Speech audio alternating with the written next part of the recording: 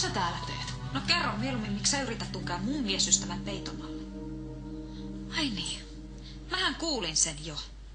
Sä tulit tänne lirkuttamaan rakkauttas Ossille, vaikka mulle sä sanoit, että sä oot menossa Nikon luokse päivälään. Mä luulin, että sä jäät kotiin. No entäs sitten? Ossi taas sittenkin kutsuu sut tänne. Niin teki. Mutta mä en halunnut kertoa sitä sulle, koska mä arvasin, että tää mun ja Ossi juttu ei sulle sittenkään ihan ok. Ja nyt se tuli todistettua. Aika kaksinaamasta toimintaa sulta. Mä en tarkoittanut, että tää menisi näin. Tää on todella noloa sun kannalta. Mitä sä edes kuvittelit, että Ossi haluaisi sut tänne? Ehkä mä ymmärsin jotain väärin. Ymmärrä sitten edes sen verran, että häivyt ennen kuin Ossi tulee takaisin.